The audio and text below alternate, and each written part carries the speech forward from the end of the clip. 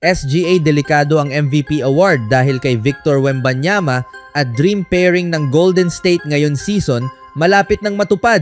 Habang pinatatag ng All-Star ng Oklahoma City Thunder na si Shai Gilgeous-Alexander ang kanyang kaso para sa MVP sa pamamagitan ng 47 points sa overtime win laban sa Detroit Pistons, ang All-Star naman na si Victor Wembanyama at ang San Antonio Spurs ay nasa 9 na sunod na panalo.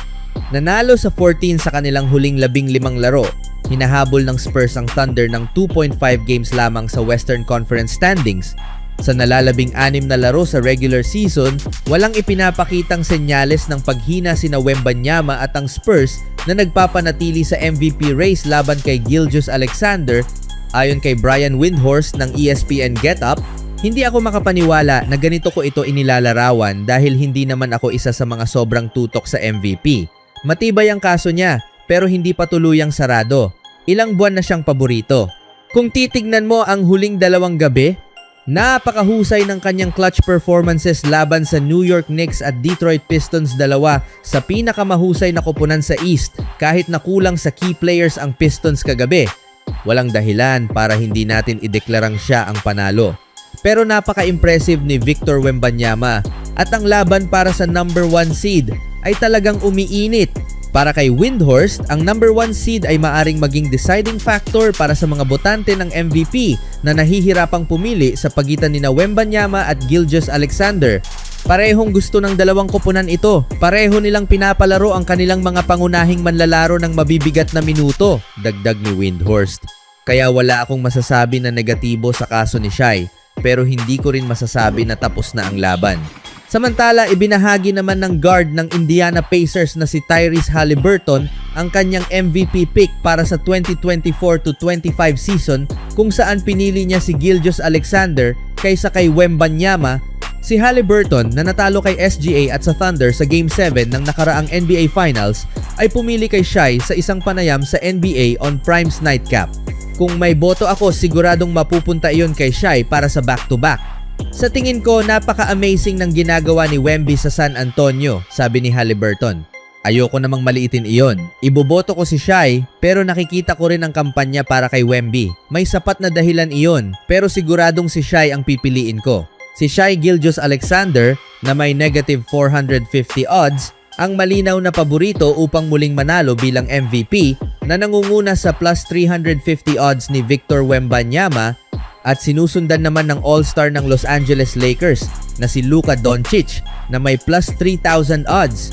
Pero kayo mga kaibigan, sino sa tingin nyo ang MVP ngayong season? Sa ibang balita naman, kung tila sobra ang pag-iingat ng Golden State Warriors sa pagbabalik ni Stephen Curry, totoo iyon para sa kapakanan niya. Oo, pero marahil mas lalo pa para sa kapakanan ng koponan. Bagamat tila nakatakda silang makakuha ng mababang seed sa NBA Play-In Tournament, naniniwala pa rin ang Warriors na may tsansa silang gumawa ng ingay sa playoffs. Kahit na mukhang ilusyon ito base sa kanilang 36-39 record, posible pa rin ito sa isang kondisyon kung magiging kasing healthy sila tulad ng sitwasyon nila mula nang magkaroon ng season-ending ACL injury si Jimmy Butler noong Enero 19.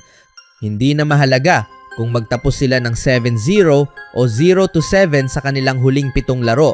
Ang pagiging healthy ang number 1 na prioridad, sabi ni Coach Steve Kerr matapos ang practice nitong Miyerkules. Unti-unti nang gumaganda ang kalusugan ng Golden State. Si Curry na hindi nakalaro mula Enero 30 dahil sa runner's knee ay bumalik sa practice nitong Miyerkules. Hindi siya maglalaro laban sa Spurs sa Huwebes at malabo rin siyang makalaro laban sa Cavaliers sa Biyernes. Ngunit ang kanyang masiglang presensya ang makita siya ng coaches at teammates na nagpapawis at nagpapakita ng effort ay nagtaas ng morale sa buong Chase Center. Napakaganda lang na nandyan siya kasama namin, sabi ni Guy Santos.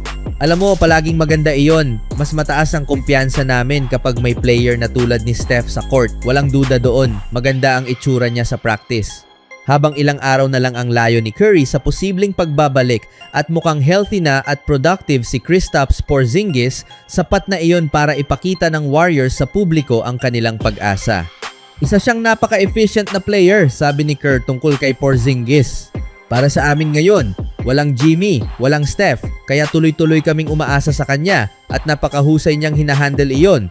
Nakaka-excite isipin ang pagbabalik ni Steph dahil magkakaroon kami ng dalawang players na kayang lumikha ng advantage sa bawat possession. Doon nagiging mas madali ang laro. Maliban sa back-to-back games kung saan isa lang ang nilalaro niya, nakapaglaro si Porzingis ng 10 sunod-sunod na laro mula pa noong March 7. Ito ang isa sa pinaka-positibong development ng Golden State nitong nakaraang buwan. Ang kombinasyon ni Curry at Porzingis ay magiging mahalagang bahagi ng magiging kapalaran ng Warriors sa postseason. Sa ilang aspeto, nagbibigay si Porzingis ng stability at direksyon na maihahambing kay Butler. Pareho silang hindi basta-basta nadadala sa bilis ng laro. Pareho silang nakakakuha ng fouls at nakakarating sa free throw line. Pareho rin silang mahusay makakita ng court. Ang pangunahing kaibahan lang ay si Porzingis ay kayang mag-stretch ng floor gamit ang kanyang 3-point shooting. Nagtatala siya ng 50% mula sa 3 sa huling 4 na laro at 37.3% mula nang sumali sa Warriors. Kapag magkasabay sa court sina Curry at Porzingis, nagbibigay ito sa opensa ng Golden State ng mas epektibong scoring opportunities laban sa kahit anong depensa.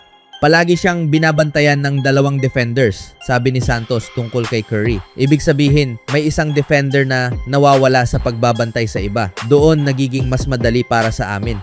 Sa kasalukuyan, nasa ika-10 pwesto sila sa Western Conference na may maliit na tsansa umakyat sa ika-9 at halos walang tsansa na maabot ang ika-8 pwesto.